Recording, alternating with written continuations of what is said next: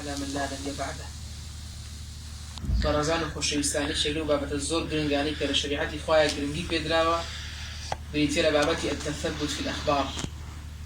واتا تثبت بدوادارشون وهروها تحقيق كردن وتأكيد كردن لو هوالاني كي بيستي الرجالي أمر رأي بيقومان لا أخبار كان زورا لا أستي دولة كان لا أستي ولاة إقليمية كان لا أستي عشيرة حزب كان لا أستي تاكا كسا كان لنا كوملغا أخبار كان زور خبر عاجل زور هوالي بپلا زور أخبار زور بلا وكريتوا جاء لا أستا قورا كان حتى قاتا أستي بين الشخص كان ودوكسو سيكسو دراوسي كان فرودقار من القرآن بيروز الفرمتي إذا جاءكم فاسق بنبأ فتبينوا هوالك تان بيجيش لهر بابتك أبو تبين كان يكسر ملا واوترا پیغمبر صلى الله عليه وسلم فرمي بئس مطية القوم زعموا خرابترين كردو روشتي هر قوم كتيانا بكسيتياي بأوي كان وتيان واوترا وتيان لشريعتي خويا قد غكراو نابي إنساني مسلمان شايع بلاو كاتو هر قسيجي بيس بيلتو پیغمبر صلى الله عليه وسلم فرمي كفى بالمرء إثما أن يحدث بكل ما سمع بس بوكسيك تاوان هل بقري بس بوكسيك بدروزن بناسندريت كهرشيكي بيس بيجيرتو جام تثبت الأخبار زور مهمة زور جار كيشو مشاكل كان رغلبون نام مسلمانان عداوات ودجناتي كردني يكتر نام مسلمانان زور جار الأخبار درود بسر هذا جاندي كز هم دروكا بواضحية كان بروني ديارة هندي كان كوملك فيلي بيو أكن هندي كشان كاتك كدروب وشخصك بوكسك دروس أكن أن أمانة بيناليتو بويتو تبين نكي كتبين شد نكر أو كاتا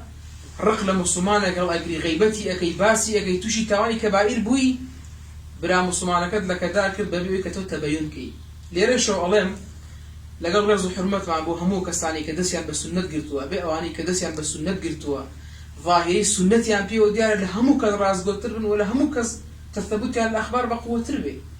نابي كسانة يقول حاشا ساير كبل أجر أو كسر حوالك هنا للسماعي كمسلمان مشابه وهذا السماعي بيو ديار به ريشي هبه پوشاکی سنت به بلا مرجين أخبار يعني راس به وده پیغمبر صلى الله عليه وسلم كابره الصحابة أخبارك هنا ودي فلانك قوم بباور بنا وزكاة نادن پیغمبر صلى الله عليه وسلم بان يعني كل فرمشتي واه بوتي أنا خلي پیغمبر صلى الله عليه وسلم مرجين هالكسر هوالك هنا تو يكسر شيء كي باور بيبقى هرب هوال هنا لك خوي لأخويا ما فسقة كباسي مسلمان كغيبتيك جروا هوالك نابي بشيء عقل إنساني مسلمان أو عنده هوالك غريبة بون منئمة لملاطي خمان أبين ما مصايش أهل السنة دعوة الشو روش بين النهار دعوة توحيد السنة ودجاتي بدعوة خرافته بارشة قريتي وحزباتي وآجاو فتنة ومعناك كسيري ولا يد الله ما مصايا حزبية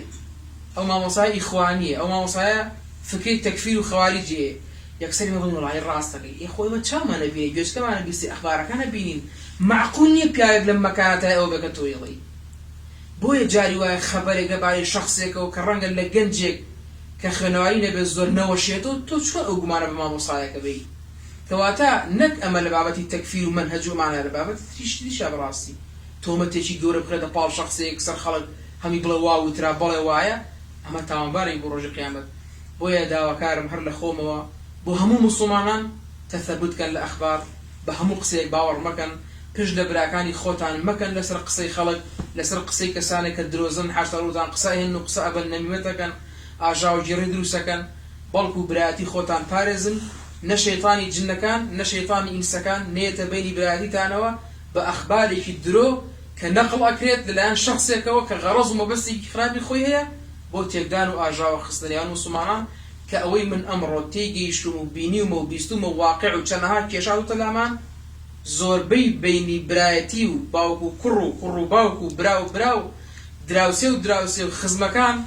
ومسلمانان وما موصلان تيكشو هو كاركي أخباري ناراز وتبين نكردن والأخبار والتومد باركني كسي برانبر بأخباري كسي جيتر داو كانوا الأخوات بروزدار كا بمان فارزي لهم أخباري هوا وهروها بمان فارزي لشيطان إنسان كان والشيطان جن كانش وبرايتي زيادة بخاطر نيوان مسلمان همو أسبابي شر آجاو تێکدانی نێوان دڵی مسلمانان لەناومان هەڵگرێ بە فەزڵ و کەرەمی خۆی. وصلى الله وسلم على نبينا محمد.